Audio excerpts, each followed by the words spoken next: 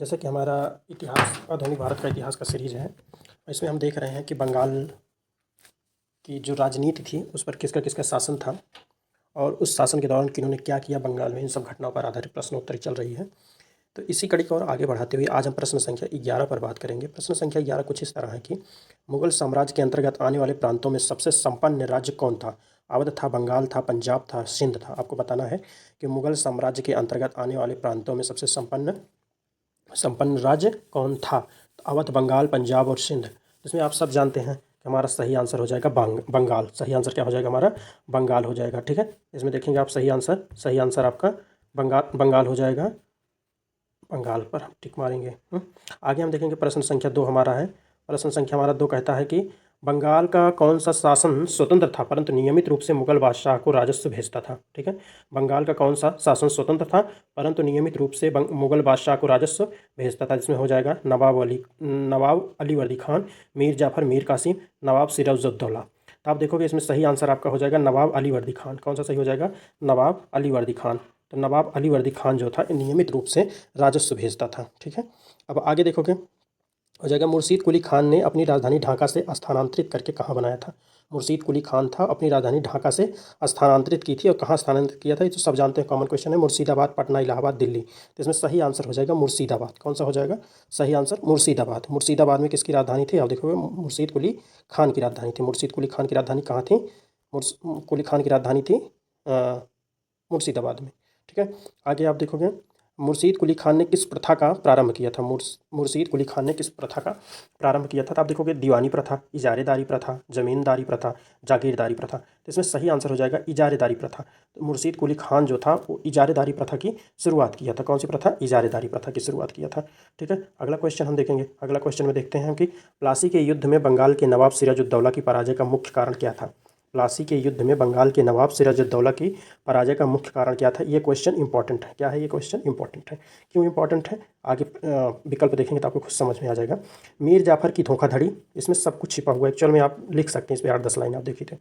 ठीक है, अंग्रेजी सेना की शक्ति और था सिराजुद्दौला की कमजोरी, उपर्युक्त सभी। तो आप सब देख लीजिए। मीर जाफर की धोखाधड़ी भी थी क्योंकि इसका जो था सिराजुद्दौला का सेनापति था मीर जाफर, इसने धोखा दिया।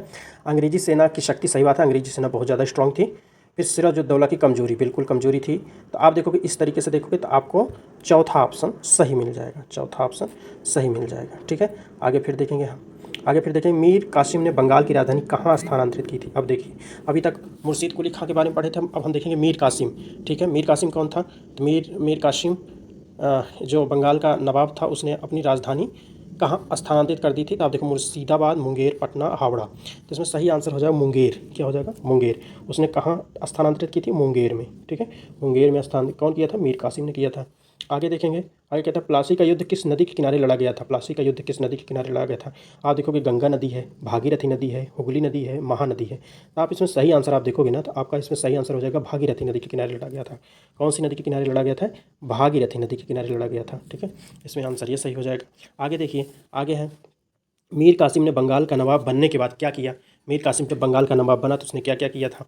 तब आप देखिए, उसने राजधानी मुर्शिदाबाद से मुंगेर स्थानांतरित कर दी थी। मुंगेर वही बिहार का जो पहले कभी बंगाल की राजधानी हुआ करता था, कब? मीर कासिम के समय में। ठीक है, फिर उसने सभी आंतरिक कर हटा दिए थे। सही बात है, ये भी उसने सही किया था कि मीर कासिम ने जितने भी आंतरिक कर थे वो सब हटा दिया था। उसने अंग्रेजों के व्यापारिक विशेषाधिकार को रद्द कर दिया। ये भी सही है। जो भी अंग्रेजों को विशेषाधिकार दिए गए थे उसके पहले वाले पूर्ववर्ती जो भी राजा हुए हैं, नवाब हुए हैं, वो सब जो भी अंग्रेजों को विशेष अधिकार दिए थे सब इसने खत्म कर दिया।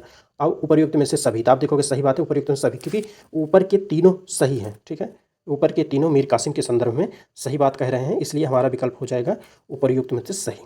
ठीक, अब आप देखें, कह रहा है कि इलाहाबाद की संधि पर किस भारतीय राजा ने हस्ताक्षर किए थे? ठीक है, इलाहाबाद की संधि हुई थी। आप देखोगे बक्सर के युद्ध के बाद, बक्सर के युद्ध के बाद इलाहाबाद की संधि होती है और उस संधि में पूछ रहा है कि कौन कौन लोग साइन किए थे। तो इसमें भारतीय राजा के हस्ताक्षर जो थे उसका नाम बताना है। तो Mir Qasim, Robert Clive, Mir Jafar, Hector Munro. ठीक है, हेक्टर मुनरो तथा ही मुगल सम्राट शाह आलम द्वितीय। ठीक है, आपको बताना है इसमें से भारतीय राजा कौन था? अवध के नवाब सुजाउद्दौला और रॉबर्ट क्लाइव। तो आप देखोगे इसमें कौन सा सही हो जाएगा? आपका आंसर हो जाएगा गा, ऑप्शन संख्या 3 सही हो जाएगा। ये थे शाह आलम द्वितीय थे। ठीक है, शाह आलम द्वितीय थे। अब आगे देखिए, कह रहा है बंगाल में द्वैध शासन प्रणाली कब लागू की गई थी? ठीक है, ये प्रश्न हमने कल बताया था आपको, बंगाल में द्वैध शासन प्रणाली कब से कब तक थी।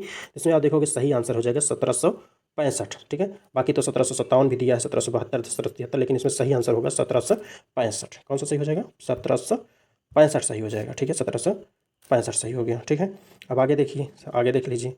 द्वैध शासन प्रणाली के तहत दीवानी अधिकार किसके पास था?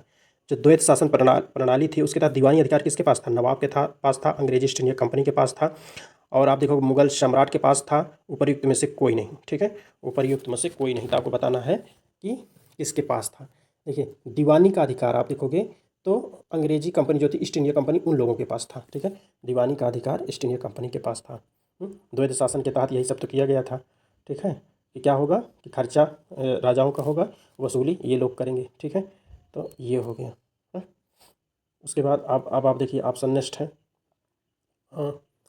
बस 30 क्वेश्चन 31 क्वेश्चन था, ओके।